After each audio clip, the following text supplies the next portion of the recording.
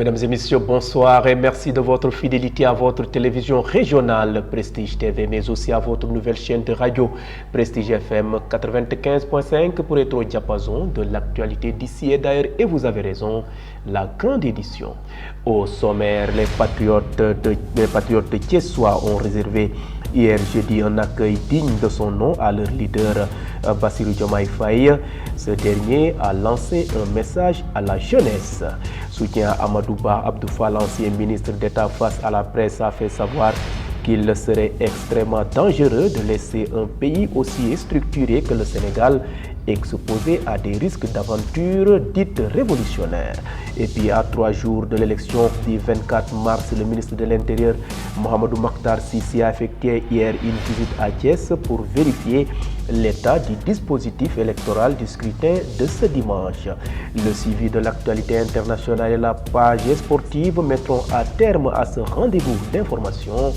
Merci de votre fidélité. Le développement, c'est dans une poignée de secondes.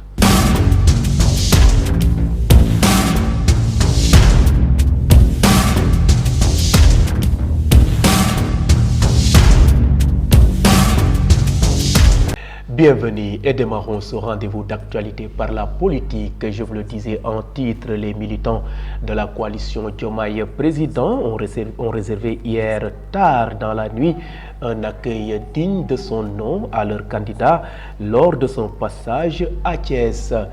Devant une foule acquise pour sa cause, le candidat des Patriotes a délivré son message aux Thiessois, plus particulièrement à la jeunesse. Bassirou Diomaye Faye, que je vous propose de suivre au micro de nos reporters Isaac Dapa et Chef Fall.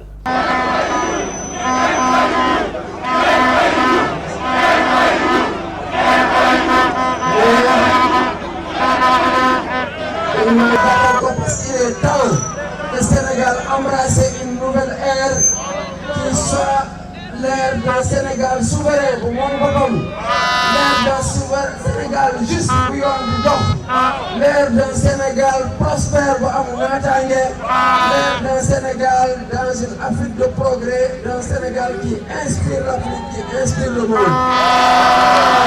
Loolu nag ñu ngi ci loxo ku ne ci yéen. Kon le 24 mars.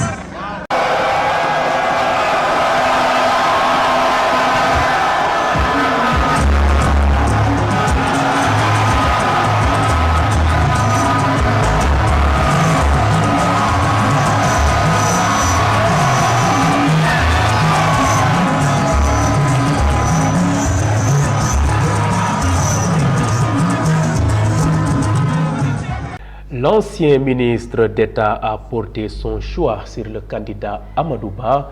Il a annoncé à Thiès lors d'un face-à-face avec la presse locale. Le président du mouvement Alternative Citoyenne And Nawlé a déclaré avoir pris la décision de joindre sa voix à celle de tous les citoyens attachés à la préservation d'un Sénégal apaisé. Abdou Fall, que je vous propose de suivre.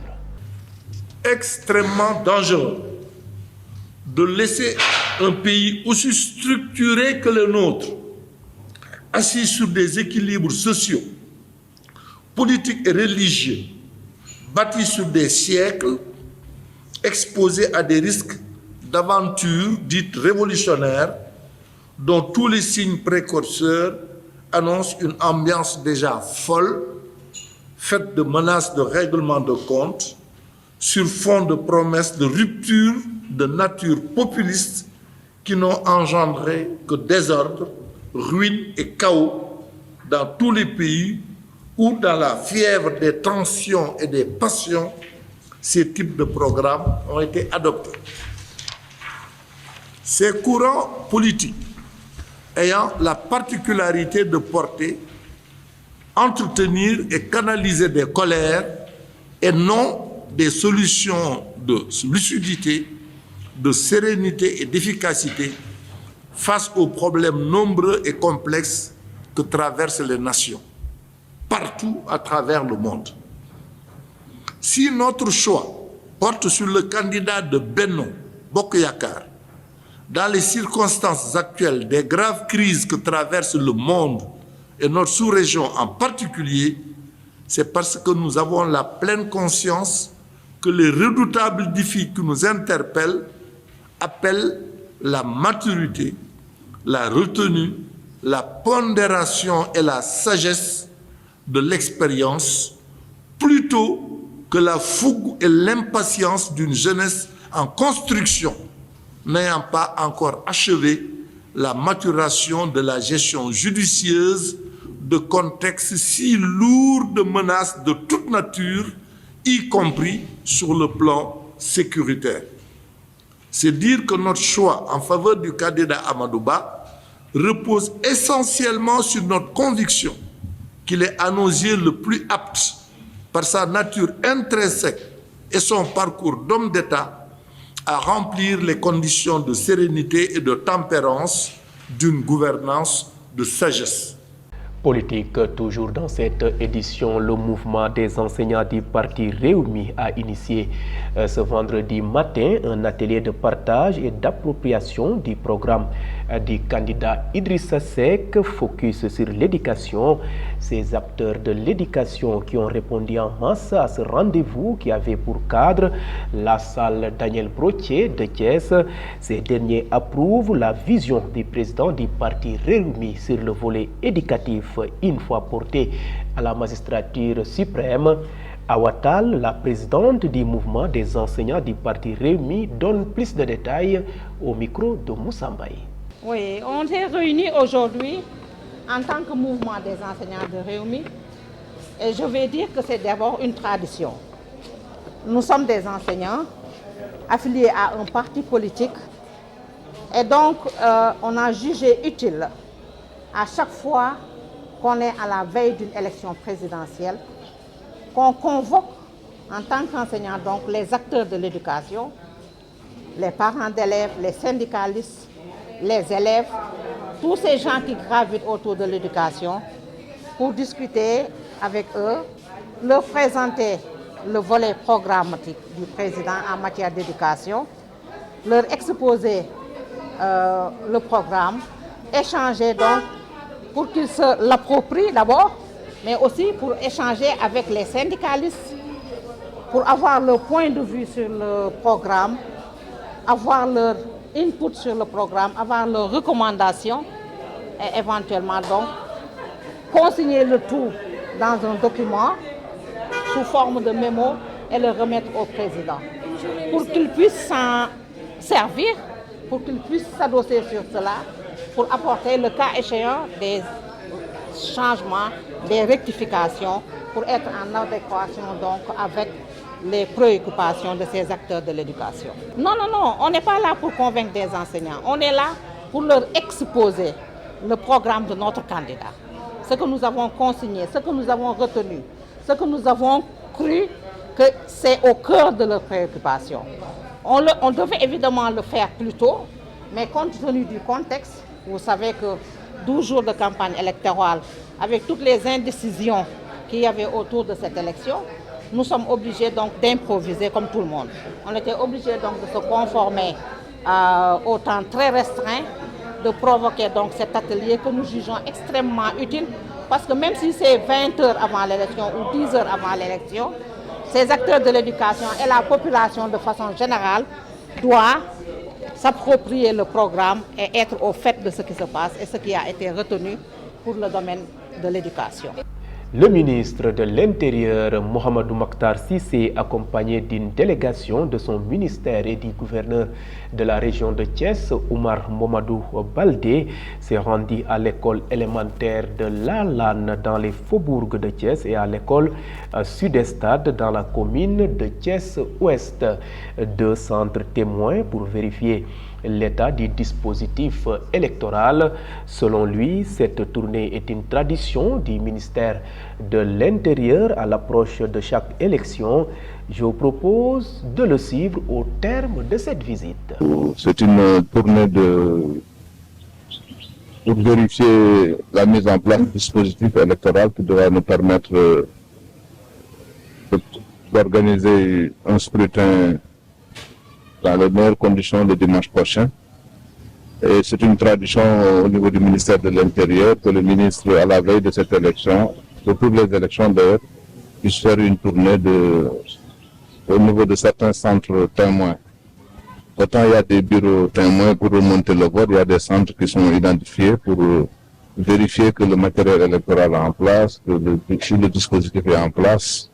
Et on part du principe que si c'est en place dans ces zones urbaines, et rurales, parce qu'il y a une partie rurale également, c'est le même dispositif qui existe partout. Voilà. Donc nous allons commencer à Thiès, nous allons poursuivre à Hambourg la tournée pour nous assurer que tout le matériel est en place, que toutes les dispositions sont prises pour nous conduire à une élection apaisée, une élection transparente, où le résultat sera sincère et donc ne sera pas contesté. C'est l'objectif que le président de la République nous a fixé. Et cet objectif, nous comptons l'atteindre avec l'aide de Dieu, avec la collaboration de l'administration, de tous les acteurs. Vous avez le processus électoral mobilise plusieurs acteurs qui sont autonomes, qui sont libres, qui sont indépendants. Vous-même, vous êtes des acteurs. Vous avez la possibilité de vérifier ce qui se dit et ce qui se fait. Donc, si chacun joue son rôle, nous devions avoir un scrutin vraiment transparent et incontestable. La première règle de la transparence, c'est l'information. Et la première règle de l'information, c'est d'aller à la bonne source. Donc je pense que la direction générale des élections est ouverte. Je l'ai visité ce matin d'ailleurs, je dois le dire. J'ai commencé par la direction générale, j'ai rencontré le DG et ses collaborateurs. Le DAF était là, de l'automatisation du fichier. Je crois qu'à ce niveau, les commissions travaillent comme elles devraient travailler pour la distribution des cartes. Les cartes sont disponibles pour tout le monde. Je pense qu'il n'y a pas de problème à ce niveau. Et toute l'information est disponible. Il faut qu'on évite... on a un objectif, c'est un scrutin transparent. Mais l'objectif ultime, c'est qu'on ait un pays apaisé. Et toute manipulation, toute désinformation qui peut créer de la violence, de la tension doit être évitée. Vous suivez le rendez-vous de l'actualité grâce à votre nouvelle chaîne de radio Prestige FM qui émet en modulation de fréquence sur les 95.5 FM. Et à présent, parlons santé dans cette édition et sous forme de brève illustrée. Le ministre de la Santé et de l'Action sociale, Dr Marie-Khemesse Ngom Ndiaye, a inauguré jeudi le service d'accueil d'urgence de l'hôpital Amadou Sakhir Ndiéguène de Thiès, entièrement réhabilité et agrandi pour répondre à la demande croissante de soins médicaux. Le centre dispose de 30 lits équipés d'une salle d'accueil pour les urgences vitales, de salles opératoires et de réanimation. Il peut désormais gérer efficacement toutes les urgences médicales et chirurgicales, selon le ministre que vous voyez sur ces images. A rappelé que cette réhabilitation et extension d'une valeur de 800 millions de francs CFA sont financés par le ministère de la Santé dans le cadre du plan d'amélioration de la prise en charge des urgences au Sénégal de 2022 à 2026. Le ministre a également lancé la mise en œuvre de la comptabilité analytique dans les hôpitaux, une étape essentielle pour tous les établissements de santé.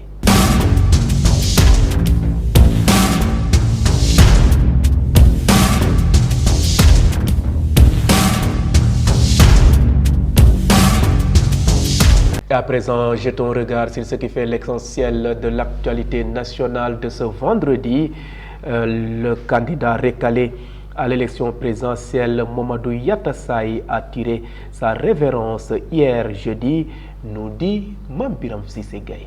L'actualité nationale, le monde politique sénégalais est en deuil suite au décès tragique de Mamadou Yatassaye, entrepreneur et candidat recalé à la présidentielle du 24 mars. Le décès est survenu hier jeudi 21 mars 2024 suite à un malaise ou à une malaise, informe ses proches.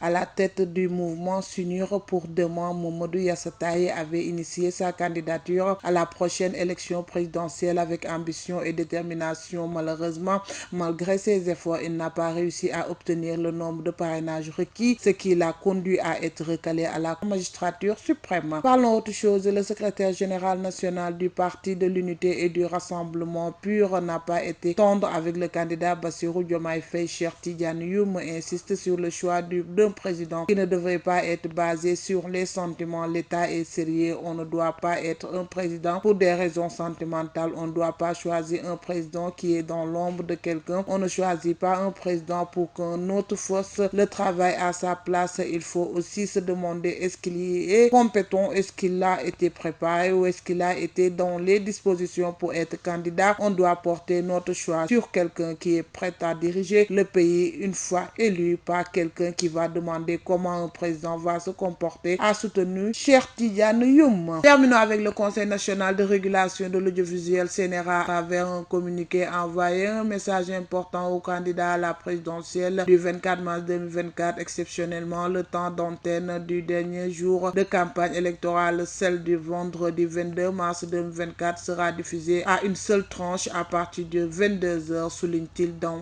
un communiqué. Selon le CNRA, ce réaménagement prend compte que la décision fixant le nombre, la durée, les horaires ainsi que les modalités de réalisation de l'émission de propagande électorale réservée aux candidats à l'élection présidentielle diffusée par la radio-télévision sénégalaise RTS. Le CNRA rappelle par ailleurs que la veille et le jour de l'élection, le samedi 23 et le dimanche 24 mars 2024, aucun élément de propagande ne peut être diffusé dans les médias. C'était tout pour l'actualité nationale.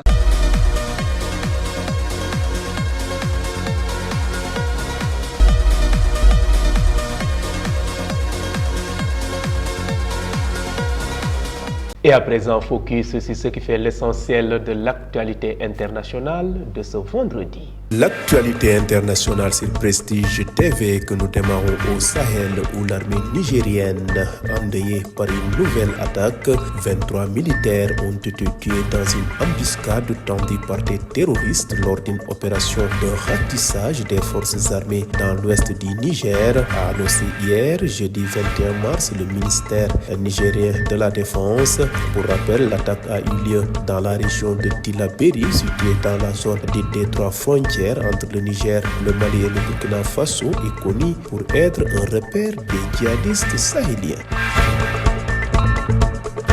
Changement de calendrier électoral, l'Algérie a annoncé hier jeudi 21 mars la tenue d'une élection présidentielle anticipée le 7 septembre 2024, soit 3 mois avant la date initialement prévue. Il a été décidé d'organiser une élection présidentielle anticipée le 7 septembre 2024, a indiqué la présidence de la République dans un communiqué publié à l'issue d'une réunion présidée par le chef de l'État Abdelmajid Tebboune, en présence notamment de son premier ministre, des chefs des deux chambres du Parlement et du chef d'état-major de l'armée et du président de la Cour constitutionnelle. Bouclons rapide survol de l'actualité internationale en Libye où le représentant spécial du secrétaire général des Nations Unies, Abdoulaye Bathily, a rencontré mercredi 20 mars 2024 Khalifa Haftar, l'homme fort de l'Est libyen, et le premier ministre de son gouvernement Oussama Hamad, afin de tenter de faire avancer le processus politique vers des élections. Ce n'est pas la première fois que Bathily et Haftar se rencontrent, mais jusqu'à présent, le représentant des Nations Unies refusait d'avoir des contacts avec le premier ministre de l'Est installé à Benghazi et non reconnu par la communauté internationale.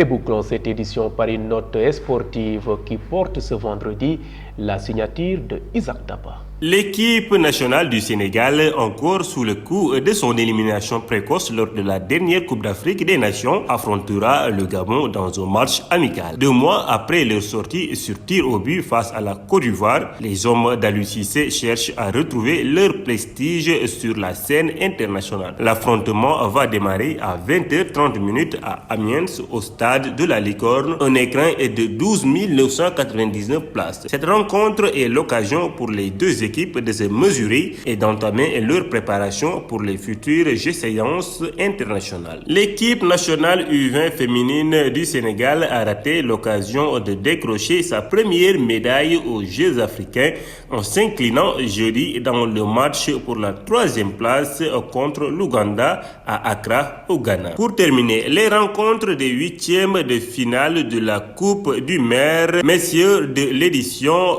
2024 sont connus. En effet, les matchs auront lieu le mardi 26 et mercredi 27 mars prochain au Stadium Marius Ndiaye. La Jeanne d'Arc, détentrice du trophée, remettra son titre en jeu pour cette nouvelle campagne. L'USCT Port aura la lourde tâche de se mesurer à la JA, détentrice du titre et leader de la poule B. L'autre match opposera le Sibac et l'USPA. L'ASFA tentera de sauver sa saison avec cette compétition en croisant une équipe de Wakam. Le premier GBA aura un adversaire qui sera largement à sa portée, à savoir Espoir Maxi. C'était tout pour cette note sportive. Merci donc à vous Isaac Dapa pour cette note sportive. Mesdames et messieurs, c'en est tout. C'était le rendez-vous de l'actualité de ce vendredi 22 mars 2024. Vous étiez trop nombreux à nous suivre à l'étranger grâce au réseau IPTV. D'autres optent pour nos différentes plateformes, à savoir le site d'information www.prestigechess.com, les pages YouTube et Facebook Live de Prestige. Mention spéciale à nos auditeurs qui nous ont suivis grâce à cette nouvelle chaîne de radio Prestige FM qui émet en modulation de fréquence sur les 95.5 FM ici à Thiès. Et gardez la fréquence sur les 95.5. D'un moment à l'autre, je vous retrouve pour le journal en Wolof.